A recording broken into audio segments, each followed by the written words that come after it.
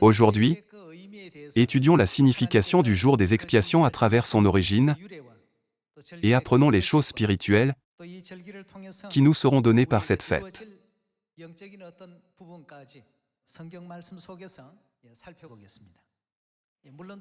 Le jour des expiations a pour signification le pardon de nos péchés.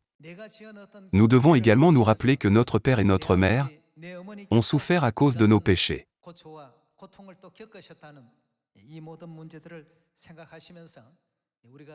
J'espère que nous ne serons pas de nouveaux esclaves du péché, ou que nous ne nous en approcherons pas, mais que nous achèverons notre repentance sincère par le jour des expiations aujourd'hui.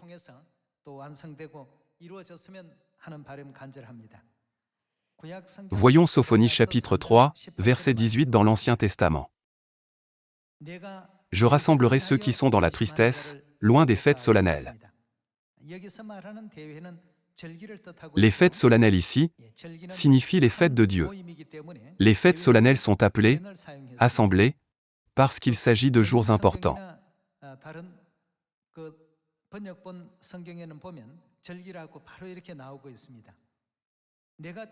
Je rassemblerai ceux qui sont dans la tristesse, loin des fêtes solennelles, ceux qui sont sortis de ton sein, l'opprobre pèse sur eux. Voici, en ce temps-là, j'agirai contre tous tes oppresseurs, je délivrerai les boiteux, et je recueillerai ceux qui ont été chassés. Je ferai d'eux un sujet de louange et de gloire dans tous les pays où ils sont en opprobre. En ce temps-là, je vous ramènerai, en ce temps-là, je vous rassemblerai, car je ferai de vous un sujet de gloire et de louange parmi tous les peuples de la terre, quand je ramènerai vos captifs sous vos yeux, dit l'Éternel.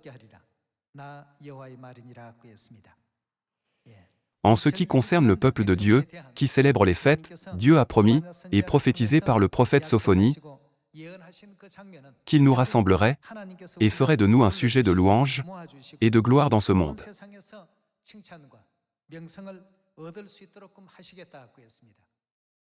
Cependant, il est aussi dit qu'avant de recevoir la louange et la gloire, nous serons parfois en opprobre, et traverserons des épreuves, bien qu'elles soient courtes et temporaires.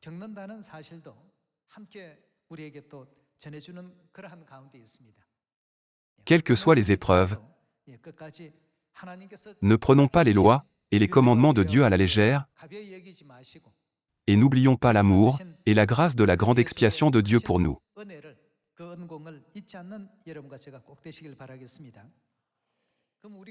En ce qui concerne le jour des expiations, nous ne pouvons pas omettre l'histoire de la vie des Israélites dans le désert au temps de l'Ancien Testament.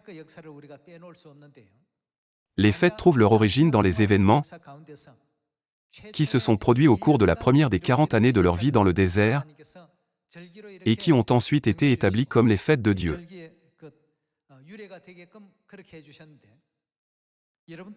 Comme vous le savez tous, pendant que les Israélites vivaient dans le désert, Moïse est monté sur le mont Sinaï, n'est-ce pas?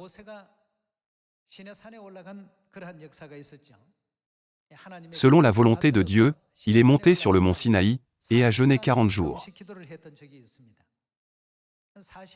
Quand Moïse n'est pas descendu pendant 40 jours, les Israélites ont pensé qu'il était mort, car il est monté sur la montagne sans avoir rien à manger ni à boire.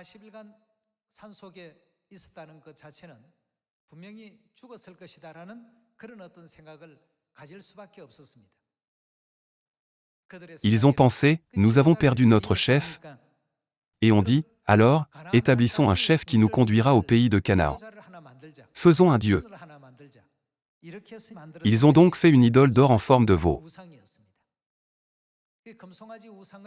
Ils se sont prostitués à un veau d'or, en buvant, et en sautant autour de lui. C'est ainsi que la grande colère de Dieu s'est abattue sur eux. En voyant les Israélites adorer une idole, Moïse a jeté les 2 tables de ses mains et les a brisées au pied de la montagne. 3000 Israélites ont été mis à mort ce jour-là pour avoir adoré un veau d'or, et les Israélites ont finalement réalisé quel était leur péché.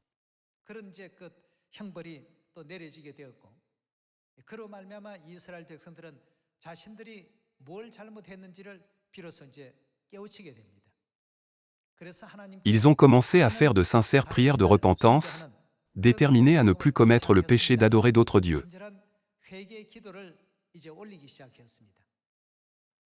Dieu a vu leur repentance, et a dit à Moïse de monter sur le mont Sinaï pour leur accorder les 10 commandements pour la deuxième fois.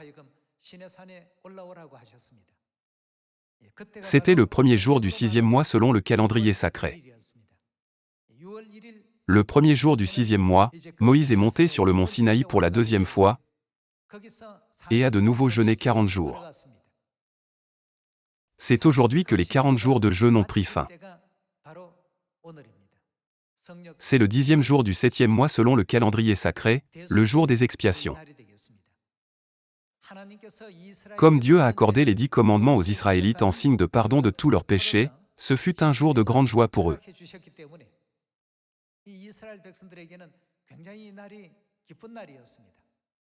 Tous leurs péchés et toutes leurs fautes ont été pardonnés et expiés par Dieu. C'était donc un jour de joie pour eux.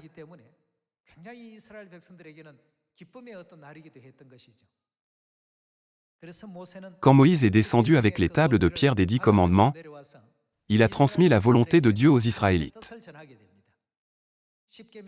En suivant l'ordre de Dieu de construire le tabernacle de Dieu, c'est-à-dire la tente pour garder les tables de pierre des 10 commandements, ils ont commencé à recevoir les matériaux pour le tabernacle à partir du 15e jour du 7e mois selon le calendrier sacré. La réception des matériaux pour le tabernacle et son achèvement ont eu lieu au cours de la première de leurs 40 années dans le désert.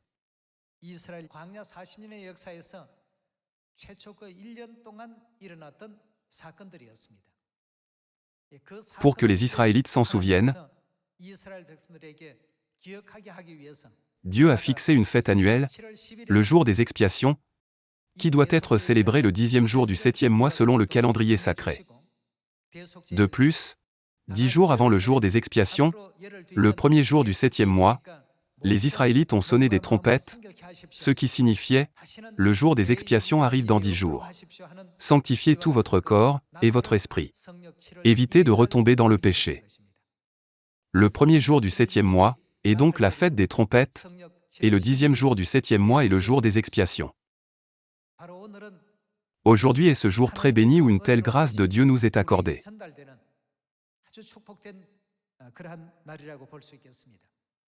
Comme Dieu voulait que nous sachions quelque chose sur le monde spirituel, il a fixé toutes ces fêtes. Comme nous, les êtres humains, ne le comprenons pas pleinement, Dieu nous a fait savoir quelque chose d'important à travers les cérémonies des fêtes.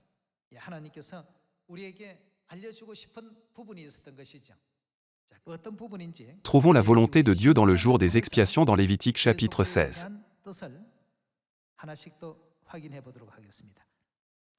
Lévitique chapitre 16, verset 5.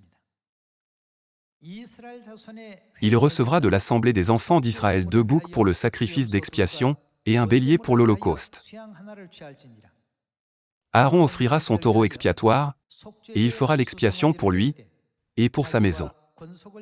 Il prendra les 2 boucs, et il les placera devant l'Éternel, à l'entrée de la tente d'assignation. Aaron jettera le sort sur les 2 boucs, un sort pour l'Éternel et un sort pour Azazel. L'une des cérémonies les plus importantes du jour des expiations est que le souverain sacrificateur entre dans le lieu très saint une fois par an et fait l'aspersion du sang d'un animal dans le lieu très saint. La cérémonie d'expiation a lieu une fois par an. Il y a un autre point important. Après avoir pris 2 boucs, le souverain sacrificateur en présente un à l'Éternel en sacrifice d'expiation et pose ses 2 mains sur la tête de l'autre bouc, qui est le bouc pour Azazel, qui représente Satan. Passons au verset suivant et découvrons ce que cette cérémonie nous montre spirituellement. Verset 9. Aaron fera approcher le bouc sur lequel est tombé le sort pour l'Éternel, et il l'offrira en sacrifice d'expiation. Et le bouc sur lequel est tombé le sort pour Azazel sera placé vivant devant l'Éternel, afin qu'il serve à faire l'expiation, et qu'il soit lâché dans le désert pour Azazel. Aaron offrira son taureau expiatoire, et il fera l'expiation pour lui et pour sa maison. Il égorgera son taureau expiatoire. Il prendra un brasier plein de charbons ardents ôtés de dessus l'autel devant l'Éternel, et de 2 poignées de parfum odoriférant en poudre. Il portera ces choses au-delà du voile. Il mettra le parfum sur le feu devant l'Éternel, afin que la nuée du parfum couvre le propitiatoire, qui est sur le témoignage, et il ne mourra point. Il prendra du sang du taureau, et il fera l'aspersion avec son doigt sur le devant du propitiatoire vers l'Orient. Il fera avec son doigt 7 fois l'aspersion du sang devant le propitiatoire. Il égorgera le bouc expiatoire pour le peuple, et il emportera le sang au-delà du voile. Il fera avec ce sang comme il a fait avec le sang du taureau. Il en fera l'aspersion sur le propitiatoire, et devant le propitiatoire. C'est ainsi qu'il fera l'expiation pour le sanctuaire à cause des impuretés des enfants d'Israël, et de toutes les transgressions par lesquelles ils ont péché. Il fera de même pour la tente d'assignation, qui est avec eux au milieu de leurs impuretés. Il n'y aura personne dans la tente d'assignation, lorsqu'il entrera pour faire l'expiation dans le sanctuaire, jusqu'à ce qu'il en sorte. Il fera l'expiation pour lui, et pour sa maison, et pour toute l'assemblée d'Israël. En sortant, il ira vers l'autel qui est devant l'Éternel, et il fera l'expiation pour l'autel. Il prendra du sang du taureau, et du bouc, et il en mettra sur les cornes de l'autel tout autour. Il fera avec son doigt 7 fois l'aspersion du sang sur l'autel, il le purifiera, et le sanctifiera, à cause des impuretés des enfants d'Israël. Lorsqu'il aura achevé de faire l'expiation pour le sanctuaire, pour la tente d'assignation et pour l'autel, il fera approcher le bouc vivant. Aaron posera ses 2 mains sur la tête du bouc vivant, et il confessera sur lui toutes les iniquités des enfants d'Israël, et toutes les transgressions par lesquelles ils ont péché. Il les mettra sur la tête du bouc, puis il le chassera dans le désert, à l'aide d'un homme qui aura cette charge. Le bouc emportera sur lui toutes leurs iniquités dans une terre désolée. Il sera chassé dans le désert. Tous les péchés commis par les Israélites pendant 1 an sont mis sur la tête du bouc pour Azazel. Le bouc emporte sur lui tous leurs péchés dans une terre désolée, pour errer, et finalement mourir dans le désert. Ainsi, tous les péchés disparaissent. Chaque fois que le jour des expiations arrive, Dieu nous explique le processus de destruction des péchés à travers les cérémonies de la fête. Quand les Israélites commettent un péché dans leur vie quotidienne, ils prennent des brebis ou des boucs. Ils les amènent au sacrificateur et confessent tous leurs péchés. Alors, sur qui tous leurs péchés sont-ils transférés? Ils sont transférés sur les brebis ou les boucs. Puis, le sacrificateur sacrifie les brebis ou les boucs sur place.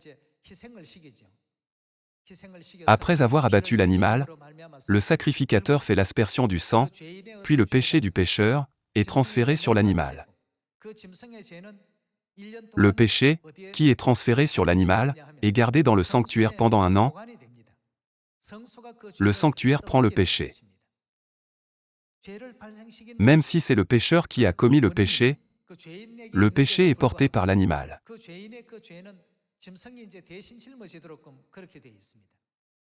Et le péché est gardé dans le sanctuaire pendant 1 an.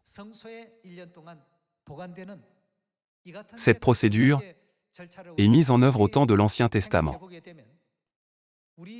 Tous les péchés commis par les êtres humains sont temporairement portés sur Dieu, qui est représenté par l'agneau et le sanctuaire. Alors, quand les péchés sont-ils complètement expiés? C'est le jour où le souverain sacrificateur entre dans le lieu très saint. Les péchés sont suspendus pendant 1 an. Bien que l'on dise que les péchés sont pardonnés, ils ne disparaissent pas pour toujours. Ils sont conservés dans le sanctuaire pendant 1 an. Le jour des expiations, le souverain sacrificateur entre dans le lieu très saint, où il fait l'aspersion du sang du taureau et du bouc.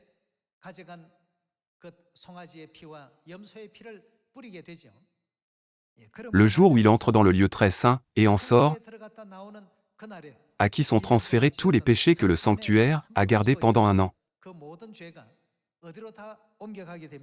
Quand il prie en posant ses mains sur le bouc pour Azazel, tous les péchés sont transférés au bouc pour Azazel. Le fait que Dieu dise que nous sommes pardonnés ne signifie pas que nos péchés disparaissent immédiatement, nos péchés sont expiés par ce processus. Le bouc pour Azazel porte tous les péchés du peuple et erre dans une terre désolée avant de mourir.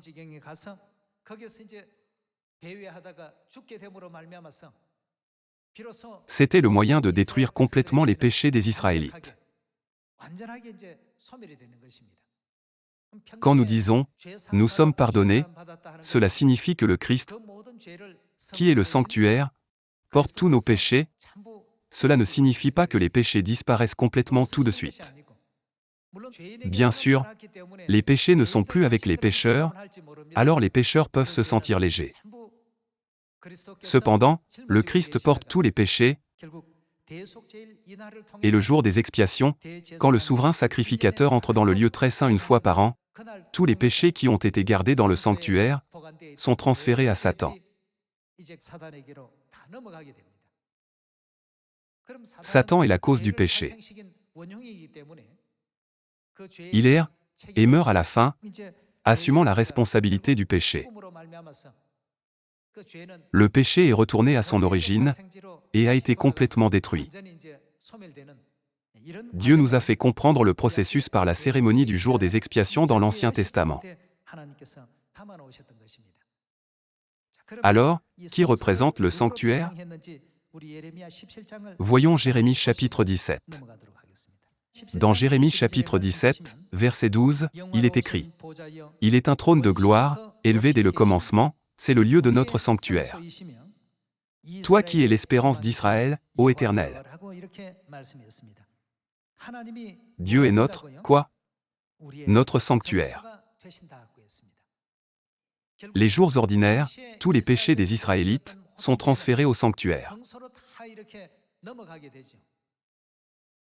Le fardeau, l'amertume et la douleur des péchés sont transférés à Dieu, qui est le sanctuaire, puis les péchés sont transférés à Satan le jour des expiations. Dieu dit, « Les péchés viennent de toi. Alors, reprends-les. » C'est le jour des expiations où le souverain sacrificateur entre dans le lieu très saint, où nos péchés sont complètement pardonnés, détruits et disparaissent.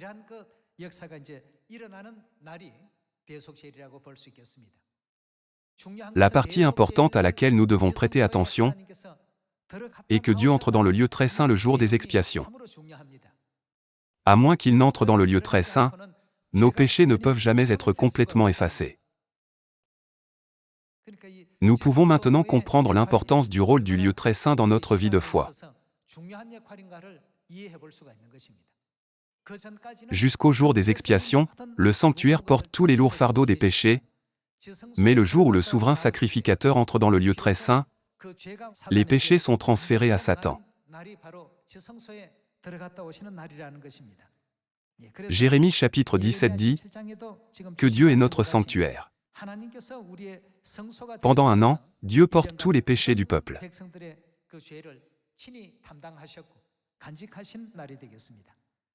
Lisons Jean chapitre 1, verset 29. Le lendemain, il vit Jésus venant à lui, et il dit, « Voici l'agneau de Dieu, qui ôte le péché du monde. » Jean-Baptiste a décrit Jésus comme « l'agneau de Dieu, qui ôte le péché du monde. » Dieu, qui est le sanctuaire, porte tous les péchés pendant un an.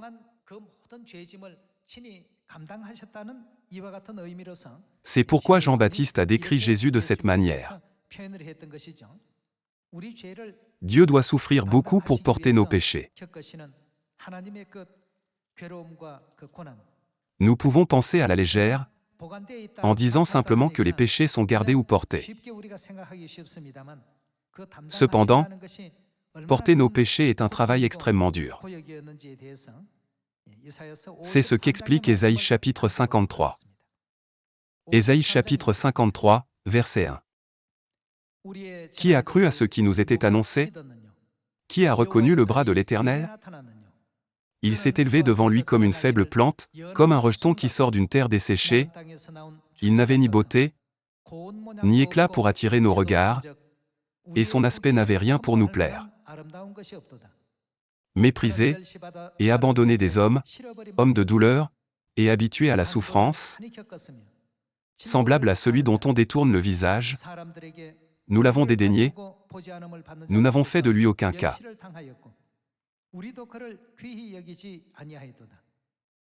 Cependant, ce sont nos souffrances qu'il a portées, c'est de nos douleurs qu'il s'est chargé, et nous l'avons considéré comme puni, frappé de Dieu et humilié. Mais il était blessé pour nos péchés, brisé pour nos iniquités. Dieu a été blessé, brisé, méprisé, frappé et humilié, mais nous n'avons même pas ressenti de gratitude envers Dieu, qui pardonne nos péchés. Nous n'avons fait de lui aucun cas.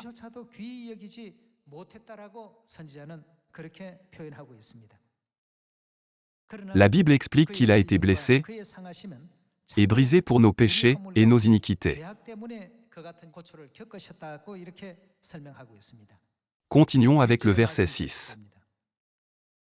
Nous étions tous errants comme des brebis, chacun suivait sa propre voie, et l'Éternel a fait retomber sur qui? Lui l'iniquité de nous tous. Les Israélites transfèrent aux agneaux les péchés qu'ils commettent chaque jour. Finalement, les agneaux sont sacrifiés, et leur sang est transféré au sanctuaire, ce qui signifie que les péchés sont transférés au sanctuaire. Le sanctuaire conserve les péchés pendant 1 an. Le jour des expiations, quand le souverain sacrificateur entre dans le lieu très saint 1 fois par an, tous nos péchés sont pardonnés pour toujours. Supposons que vous ayez commis un péché, le premier jour du premier mois selon le calendrier sacré. Cela signifie que vous devez attendre le 10e jour du 7e mois. Ce n'est qu'alors que vos péchés seront complètement effacés. Qui portera les péchés jusqu'à ce jour? Le sanctuaire. Le Christ, qui est le sanctuaire, porte tous les maux et toutes les douleurs. Il a été fouetté, trahi, frappé, humilié, blessé et brisé, et on a craché sur lui. C'est à cause de nos péchés et de nos iniquités que nous lui avons transféré.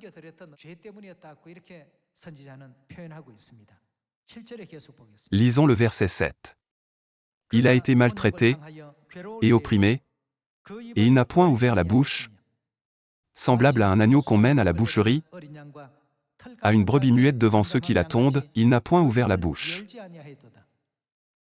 Il a été enlevé par l'angoisse et le châtiment, et parmi ceux de sa génération, qui a cru qu'il était retranché de la terre des vivants et frappé pour les péchés de mon peuple? On a mis son sépulcre parmi les méchants, son tombeau avec le riche, quoiqu'il n'ait point commis de violence, et qu'il n'y ait point eu de fraude dans sa bouche. Il a plu à l'Éternel de le briser par la souffrance. Après avoir livré sa vie en sacrifice pour le péché, il verra une postérité, et prolongera ses jours, et l'œuvre de l'Éternel prospérera entre ses mains. À cause du travail de son âme, il rassasiera ses regards. Par sa connaissance, mon serviteur juste justifiera beaucoup d'hommes, et il se chargera de leurs iniquités. C'est pourquoi je lui donnerai sa part avec les grands, il partagera le butin avec les puissants, parce qu'il s'est livré lui-même à la mort, et qu'il a été mis au nombre des malfaiteurs, parce qu'il a porté les péchés de beaucoup d'hommes, et qu'il a intercédé pour les coupables.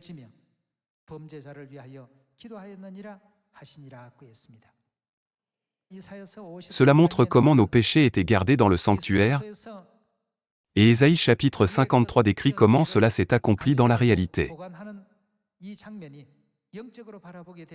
이런 어떤 현실로 나타나게 됐다는 것을 우리가 생각할 때 하늘에서 지은 죄, 또 이 땅에서 지은 En célébrant la fête, 이 모든 그 nous ne devons 죄의 jamais oublier de remercier Père et Mère 묵묵히 짊어지고 d'avoir porté en 가셨고, silence tous les lourds fardeaux des péchés 또 우리 아버지, 어머니 que nous avons commis dans le ciel et sur la terre. 고마움과 감사를 이 절기를 통해서 결코 잊지 않는 우리 모두가 되어야 되겠습니다. 만일 이와 Sans le 같은 sang du 희생의 sacrifice de 공의의 Dieu, 피가 없었다면 nous ne 우리에게 pourrions jamais 죄의 recevoir le pardon des 사함이라는 것은 péchés. 결단코 올 수가 없습니다. 왜냐하면 그 희생이 없고서는 Sans le sang des taureaux et des boucs, le souverain sacrificateur ne pouvait pas entrer dans le lieu très saint. Grâce à ce sacrifice et à cette mort, le souverain sacrificateur pouvait entrer dans le lieu très saint et la cérémonie de purification pouvait avoir lieu. En conséquence, les péchés ont été entièrement transférés sur le bouc pour Azazel, c'est-à-dire Satan le diable. Ouvrons Éphésiens chapitre 1. Chapitre 1, verset 7. En lui nous avons quoi? La rédemption par son sang, le pardon des péchés, selon la richesse de sa grâce. Sans le sang des taureaux et des boucs, les sacrifices d'expiation, personne ne pouvait entrer dans le lieu très saint, même le jour des expiations.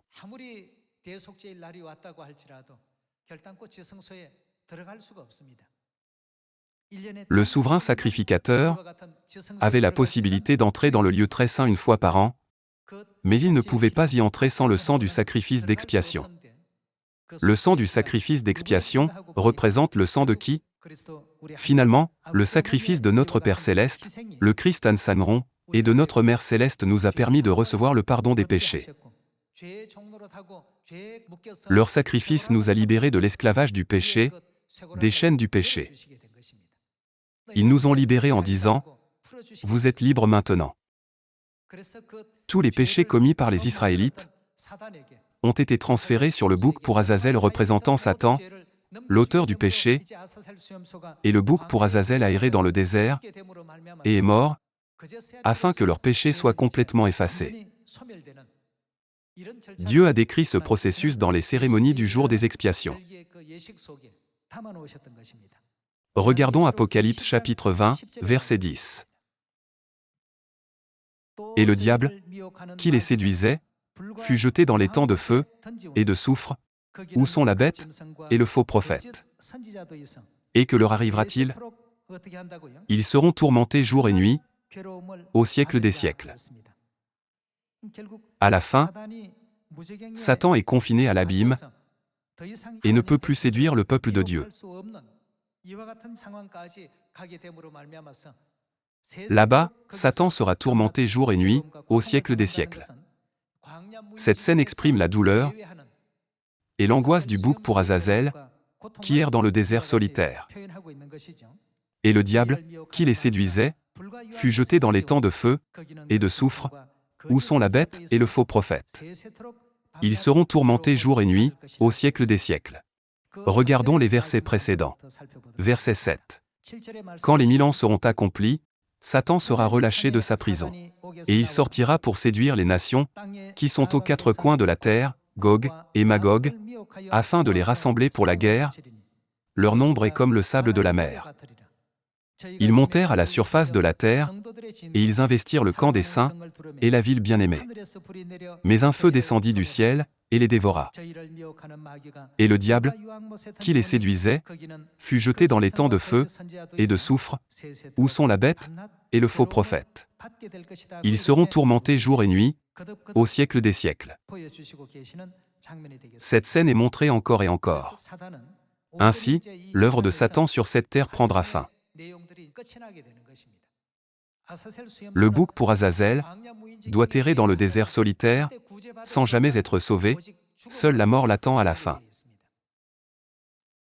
Aujourd'hui, nous n'oublierons jamais l'amour et la grâce illimitée de Père et Mère dans le processus d'expiation de nos péchés.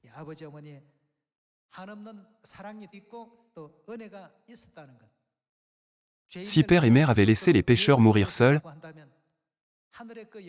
ils auraient pu jouir davantage de la gloire du ciel. Cependant, ils ont laissé leur trône glorieux et portent nos péchés. Ils sont venus du ciel sur cette terre. Leur vie sur cette terre n'est ni luxueuse, ni glorieuse. Ils ne sont pas venus pour être servis. Toutes les souffrances que père et mère ont endurées sont pour nous. Le jour des expiations est le jour où nous sommes libérés de nos péchés, alors nous sommes très heureux. Cependant, dans les coulisses, quelqu'un doit endurer le chagrin et la douleur à notre place. Nous devons nous en souvenir. En espérant que nous rendrons grâce et gloire à Père et Mère pour leur grâce en cette fête, j'aimerais conclure le sermon d'aujourd'hui. Merci beaucoup.